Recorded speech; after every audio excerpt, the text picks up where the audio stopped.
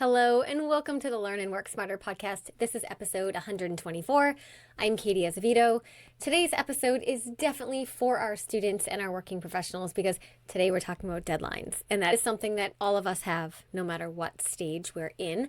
So specifically, we're talking about how to meet tight deadlines without losing your mind. So there are two keywords in the title here: tight deadlines and losing your mind. I guess that's more than two keywords, but two key concepts, because there's definitely strategies for meeting regular deadlines, and some of those will certainly apply here today, but I want to talk specifically about tight deadlines because that added urgency requires a different approach and honestly some more intensity on your end.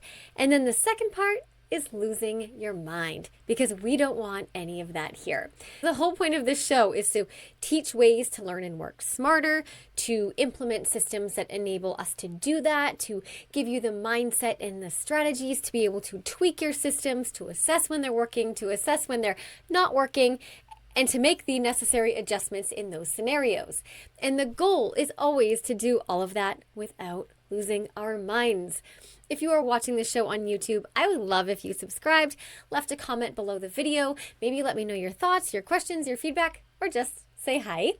If you are listening in a podcast player, make sure you follow the show by tapping that plus sign that is somewhere. You can share it too with an arrow. Just click on something. That really helps a lot. And then finally, join me on Instagram at School Habits to stay connected throughout the week between our Thursday episodes. Okay, so today's show is divided into two parts. Part one contains 3 pre-work strategies that are going to set you up right to meet those tight deadlines without losing your mind. And then part 2 contains 3 execution strategies so you can get the darn thing done. Because we don't want to spend all our time planning, right? That's not how we meet tight deadlines without losing our mind. All right, let's begin. Hello, you are listening to the Learn and Work Smarter podcast, the podcast for students and professionals who want to learn and work smarter. I'm your host, executive function coach, and founder of schoolhabits.com, Katie Azevedo. As a reminder, everything I mention in today's episode will be linked in the show notes, including a link to the transcript, which you can also find at learnandworksmarter.com/podcast. Now, before we get started, let me be frank. No strategy I give you today can replace the most critical one of all. You have to do the work.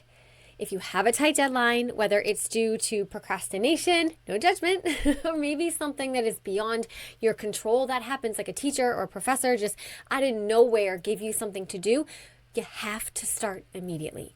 The only way to get the work done is to do the work. That is the strategy right there. Heck, I could just end the episode right there if I wanted to. Got a deadline coming up? Do the work.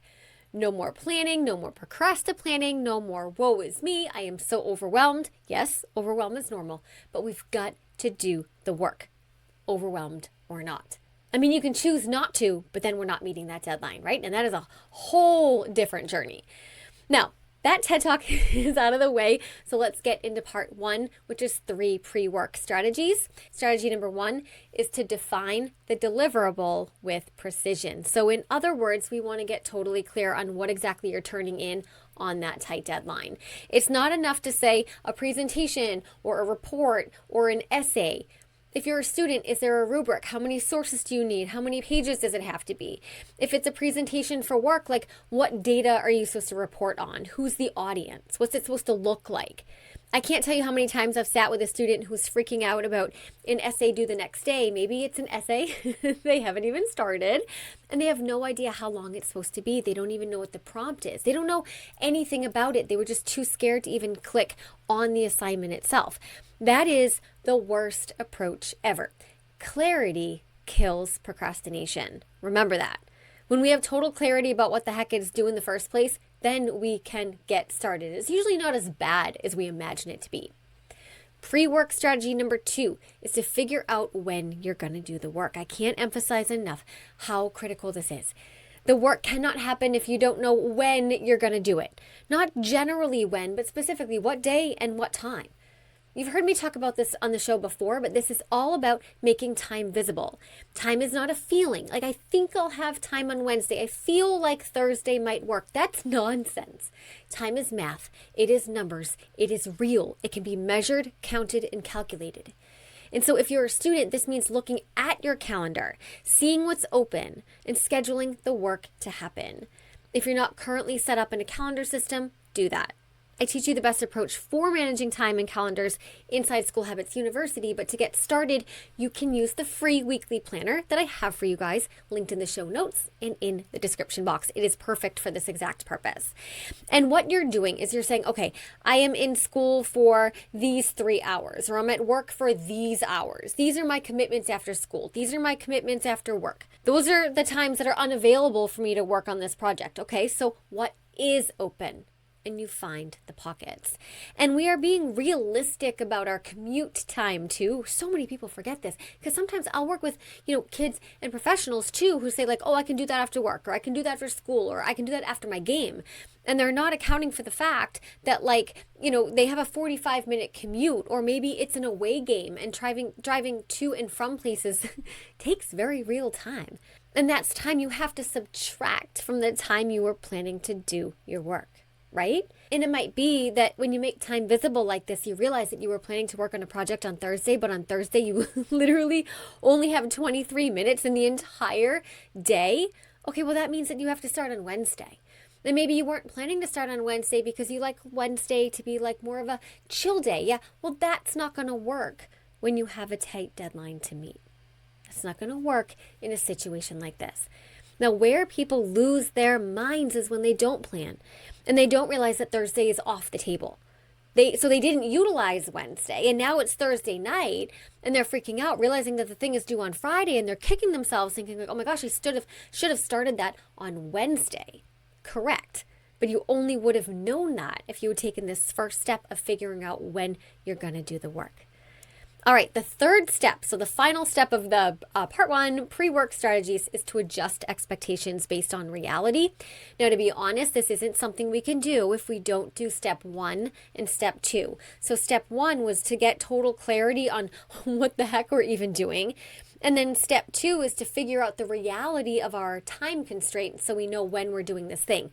And now we might need to make adjustments, because sometimes after going through step 1 and 2, we realize that the math doesn't math. You figured out how much time you really have available over the next few days to work on the thing, and it is simply not enough time. So what do we do then? Well, there are essentially 3 options. One of them might not sound very good or realistic, depending on what the situation is, but I'm going to throw it out there. Here's always an option. Don't do the thing. Don't meet the deadline.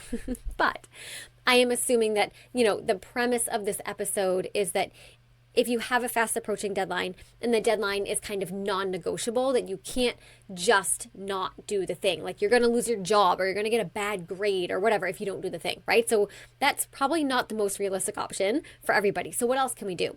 There are 2 other more practical options. Find time. Notice I'm not saying make time. We can't do that. We're not magicians. And it drives me bananas when people are like, make time. No, find time. Okay, that's one option. Or to lower the output level. That's the second option. I'm going to talk about both, starting with finding time. Now, it might be that in order to meet this deadline without losing your mind, you have to temporarily remove some commitments from your calendar over the next few days. Even if these commitments, that your initial reaction is like, no way, hear me out.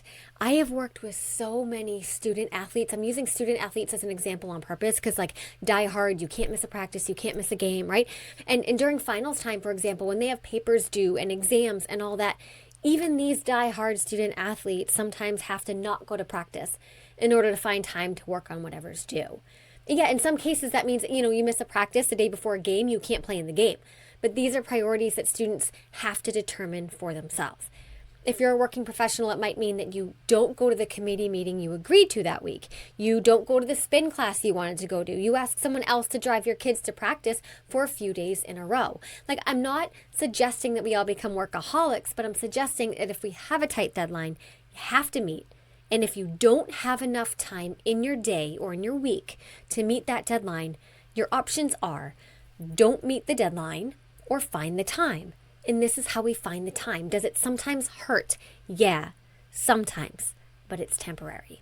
Now, the other option is to lower the output. All right. So for example, if you're a student and you have to write an 8-page paper with 10 sources, Maybe this means that you write a 6-page paper with 8 sources. Are you going to get docked some points? Absolutely, but it's better than not doing the paper at all. If you are expected to design and deliver a presentation at work, okay, maybe it's not going to be fine art this time around and your slide deck looks really pretty darn ugly and a little embarrassing. But hey, if you got the data and it kind of works, then it kind of works. And that's your minimum viable product. What is the least amount that you can do and still have it count as decently done? It might not be 100% of the deliverable, but if it's 80%, could you live with that? Probably. Again, the consequence of an 80% delivery is probably better than no delivery at all. All right, so that wraps up part 1 here, the 3 things to handle or to think about or go through before you start the work. And this shouldn't take, like, the pre-work strategy should take like 10 minutes, like 5 minutes, right? We're not like spending our time planning, especially not under tight deadlines.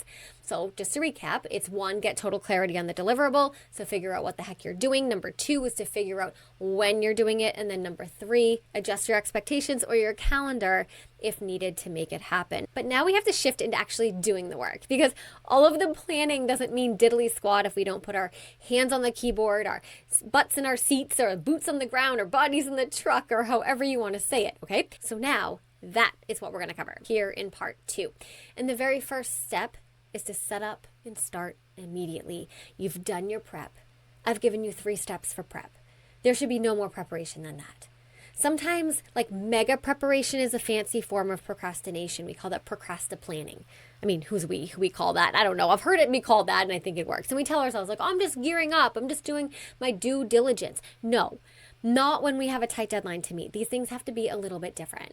So what do I mean by set up and start? It depends on what your project is, but I'm going to go pretty basic here and say that for an example, let's just say that it's some kind of essay or a report or something that you have to write. Setup would mean get that Google Doc open, give it a title, throw some bullet points in there, whatever you have to write, give it some structure.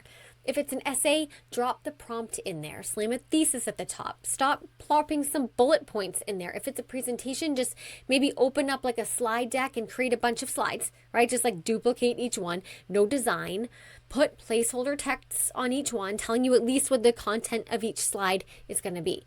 That is setting up and starting. Notice I'm not separating them into 2 separate steps, because then we run the risk of taking forever on the setup. If we are stressed about deadlines, one of 2 things has happened. We already talked about this, but I'm going to say it again. Maybe it was beyond our control and the deadline was given to us without much notice at all. Or we've already procrastinated. We've already done the excessive planning or the excessive thinking about it, and now it's time to take that action. It's a funny thing I saw on Instagram the other day. I'm going to get it wrong, but it said, like, it was just like a quote post. It said, in an unfortunate series of events, if you have a bunch of things to do and you do them, they get done. There has to be a better way, though. I thought it was funny, but it's true. If you have something that needs to get done, the only way to get it done is to do it. And that's what we're doing now. Okay, now we're moving on to step 5, which is step 2 in part 2, but step 5 overall. I don't know if that's confusing, like whatever. Hopefully you follow me. Work in contained chunks. So after step 2 in part 1, which is figuring out how much time you really have available to work on your project, you should have some artifact of what that time really is. Maybe it's in your calendar if you're using Google Calendar or Outlook. Maybe you grabbed the free weekly planner template from the description box. Whatever you're using, but at this point, you got to know, what times do I have available in a day to work on this thing? And now it's time for a little plug and play action. And we might have to get a little unorthodox here and color outside the lines, but that's okay. Nobody's going to die. We can rally. Now remember, I'm definitely not suggesting that anybody overwork or stay late at work forever when they don't have to, so please know that's not my angle. But when we're in a pickle like this and we have a deadline that we have determined is non-negotiable, sometimes we have to do things a little differently. Sometimes we have to rally. We have to work a little harder, maybe a little longer than we want to. That's just what we have to do. It should be the exception, not the norm, but we can do this. We're not going to die, like I said. I mean, technically you don't have to do this, but then we don't meet our deadline. And then there's a consequence, but we're choosing that consequence. That's up to you. Not making the judgment call. But if you're saying, no, hey, this is a deadline that I have to meet. Okay, cool. So you have to be open to what I'm about to share. If you were honest in step 2, you should now have clear chunks of time made visible in some way that you know are free to use to work on this project. And now we're going to do the work in those chunks of time, even if those chunks of time you would rather dedicate to something else. For example, let's say that you're a college student and you typically don't like to do schoolwork on Thursday nights. That's when you see your friends. That's when you go out. That's when you unwind. Sure, fair enough. But if you have a deadline on Friday, you might have to tell your friends you're going to see them a different day. That Thursday slot is technically open to work on work, so technically that's what you should be doing. If you're a working professional, you might need to swap around your typical work day and maybe use chunks of time that you would usually dedicate to other things to work on this project. Maybe you don't check your email for a full day. Oh my gosh. Again, no one's going to die if you don't check your email for a full day, so that you can have some uninterrupted time to work on the work. And then this is important. When I say work on the work, I'm talking about not like general the work, the project, the essay, but I want you to be very specific. So when you're looking at this visual representation of time that you have available, again, let's just say that you're using the weekly planner I'm giving you or Google Calendar, you're saying, okay, from 9 to 10 on Monday, I am collecting data from Q2. From 2 to 3:30 on Monday, I'm collecting data from Q2. And then after work, hey, remember, we have to rally. Maybe on Monday from 6:30 to 7, I'm going to create some graphic or chart, maybe using AI with the data that I collected. All right. So you know what you're doing on Monday. You're not walking into each of these work sessions being like, what am I going to work on now? Because if you only have, let's say, 25 minutes to work on it, I don't want you spending 15 minutes deciding what to work on, right? You're planning on that ahead of time. And if you don't know every single detail because you're kind of like, I'll figure it out as I go kind of person, like, fine, I respect that, but at least try to get as specific as possible, like data collection in this hour or like, I don't know, make slides 1 through 10 in this chunk of time. Try to give yourself some parameter because, again, procrastination hates clarity. And when you know exactly what you're doing for how long, you can sit down and do it. There's a lot of psychology behind that. Okay, let's say, for an example, you're a student writing an essay. Intro, maybe in one of your free blocks. First paragraph, maybe that you're going to do that in your second free block. Maybe you don't know exactly what you're writing in your first paragraph. Doesn't matter. You can figure that part out as you go. But you do know, on Thursday from 5 to 6, you're working on that paragraph. To work in contained chunks, remember that's this strategy here, work in contained chunks. You can use the Pomodoro technique. You can use a power hour. You can use some Pomodoro alternatives. I share 3 really kind of fun, I'm going to say fun, alternatives to the Pomodoro technique in one of my recent videos on school habits. That's my school habits YouTube channel, which is different from this one. I'm going to leave that linked below. That tends to be a channel where I have like all my study skills and student videos, but the Pomodoro variation video that I just posted recently, that works for working professionals or anybody really. But I recommend working in chunks no longer than 90 minutes without a break. Students, I typically cap that at 45 minutes. Your productivity will honestly improve if you work in shorter chunks using a timer in between your work sessions. All right, the last step here, step 6, lock in. Let me explain. I'm going to combine some micro strategies here together in this tip that it can improve your ability to focus during your work blocks, or as the kids these days say, lock in. All right, you can use any of them. You can use all of them. You can mix and match. This is probably the meat of the episode right here, but it would have been irresponsible of me if I didn't lay the groundwork up to this point. So first one, single task. Absolutely, when you have a tight deadline, I don't want you multitasking. Like a little of this, like a little of that, a little of this. That is only going to stress us out. Remember, the title of this whole episode is how to do this without losing your mind, and multitasking makes us lose our mind. So you're going to write that intro? Cool. Sit down and write the intro from start to finish. I don't want you to write half the intro and then jump around and try to find a source for your, first body paragraph and then come back to the intro. No, it's one thing at a time. Number 2, consider using a work sprint. I have a whole episode, how to do a work sprint. That's episode 80. This would be something, I'll leave that link in the description box and all that stuff, but that would be a strategy to use the work sprint if you had a large chunk of time, or you made a large, oh no, not made, you found a large chunk of time in your schedule. Maybe even a full day. Maybe even if you have a weekend day before your deadline is due on a Monday or a Tuesday or something.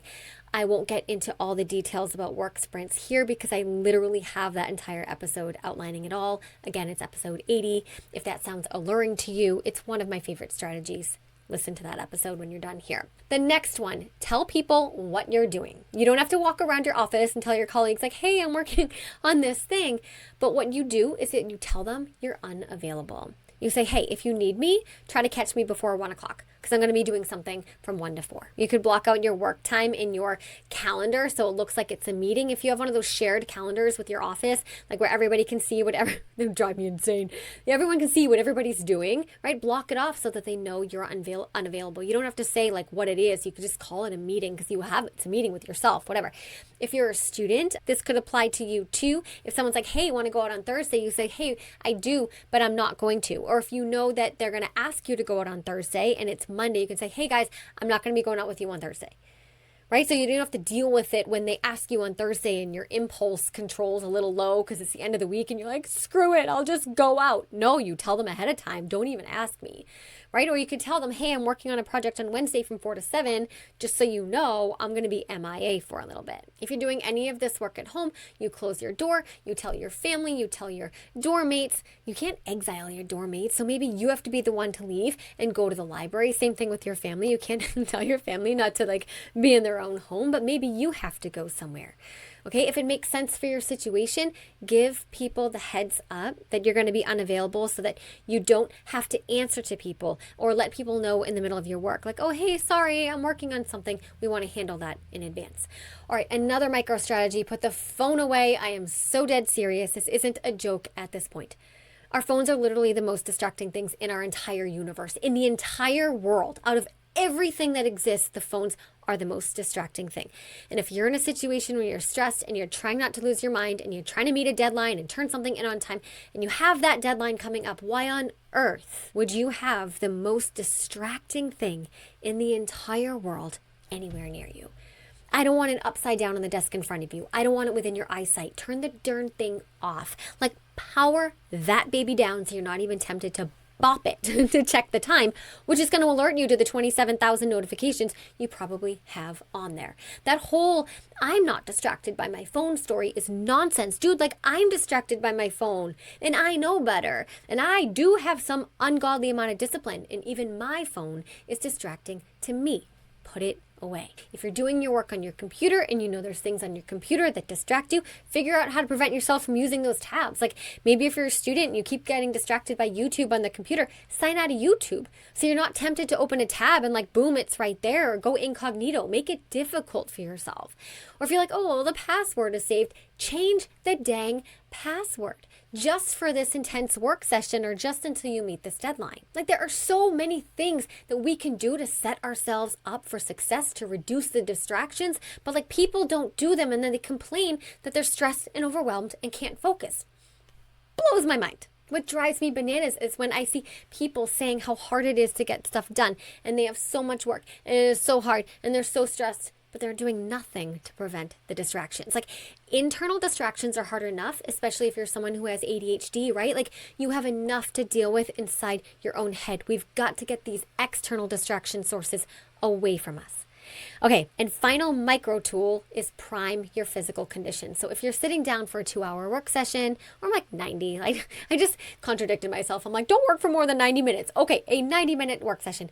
Make sure you're not hungry. Make sure you're not thirsty. Make sure you're not wearing, uncomfortable or itchy clothes if that bothers you. Make sure you have your earplugs to block out noises if you need to. Make sure you're physically the right temperature, not too hot, not too cold, whatever. Again, this is basic stuff, but sometimes we forget to do the basic stuff, and it can be helpful to be reminded of the basic stuff. It happens to me all the time. I sit down to do work and I'm like, wait, I'm starving. And then I have to spend 10 minutes eating something and I'm no longer feeling the motivation to do the work. We know the importance of priming ourselves in other contexts. Like, if we're going to get on an airplane, we make sure we have everything we need. If we're going out for a run, we dress and we eat appropriately. If we're going to the beach, we pack our bags with everything that we need. And we need to take the same care and consideration to our work and our study sessions too, especially if we're dealing with a tight deadline and we're trying not to lose our minds. All right, my friends, that's really it. Part 1 is about facing the reality of what you have to do and when you're going to do it and figuring out if it's even feasible in the first place. So it was get clarity on your deliverable, get clarity on your time, and then make adjustments if you need to. Part 2 was all about taking the action, doing the work, execution.